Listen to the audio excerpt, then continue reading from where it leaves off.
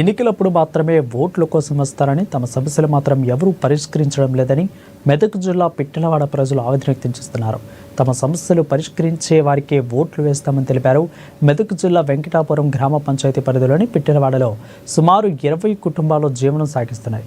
గత 30 సంవత్సరాలుగా గ్రామ శివారులోని అటవీ ప్రాంతంలో గుడిసెలు వేసుకుని నివాసం ఉంటున్నా తమకు తాగునీరు సరఫరా చేయడంలో ప్రభుత్వాలు విఫలమయ్యాయని ఆరోపించారు. కనీసం తమ కాలనీకి వెళ్లాలంటే రోడ్డు కూడా లేక ఇబ్బందులు పడుతున్నామని ఆవేదన వ్యక్తం చేశారు. ఎవరికైనా అనారోగ్యం పాలైతే ఆసుపత్రికి తీసుకువెళ్లాలి అన్న అంబులెన్స్ వాహనం కూడా తమ కాలనీకి రాలేని పరిస్థితి నెలకొందని విలపించారు గ్రామస్తులు.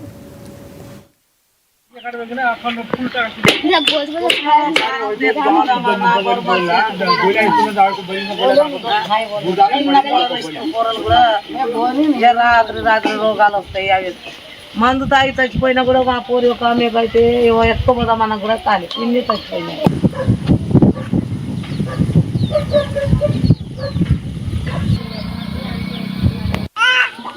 ఇక్కడ నీళ్ళ ట్యాంక్ లేదు.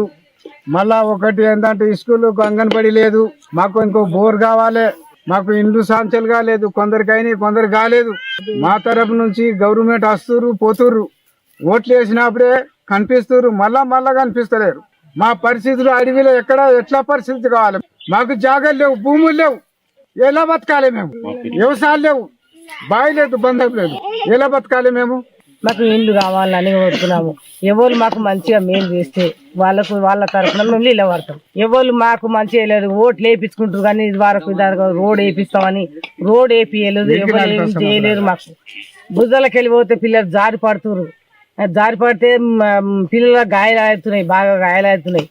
మరి ఎట్లా మా పరిస్థితి మాది కూడా కొంచెం ఆలోచిస్తే ఎమ్మెల్యేలు కానీ సర్పంచులు కానీ అందరు కొంచెం మాది కూడా ఆలోచిస్తే మేము వచ్చిన వాళ్ళకు మాకు ఎవ్వరు మేలు చేస్తే వాళ్ళకి ఖచ్చితంగా మేము వేస్తాం. మాకు ఏం చేయలేదు, మాకు మేలు. రోడ్తోనే సార్, మాకు రోడ్లతో ఇబ్బంది. మాకు కుర్మ కట్టాలి కానుంచి సార్ ఇక్కడ నుంచి ఫారెస్ట్ మాకు గెట్టు ఉన్నది. ఆ గెట్టులకు వెళ్ళి ఒక ఫారెస్ట్ సార్లు కూడా వాళ్ళు రాణిస్తలేరు. ఇంకోటి సార్, మాకు ఏదైనా రోగం కానీ రొప్పి కానీ ఏదైనా వస్తే కూడా ఇక్కడ ఒక ఆటో రాదు, ఒక బస్సు అది మనకు ఆటోలు రావు, బండ్లు కూడా చక్కగా పోగిటికి వెళ్ళి. దయచేసి మాకు ఒక రోడ్డు శాంక్షన్.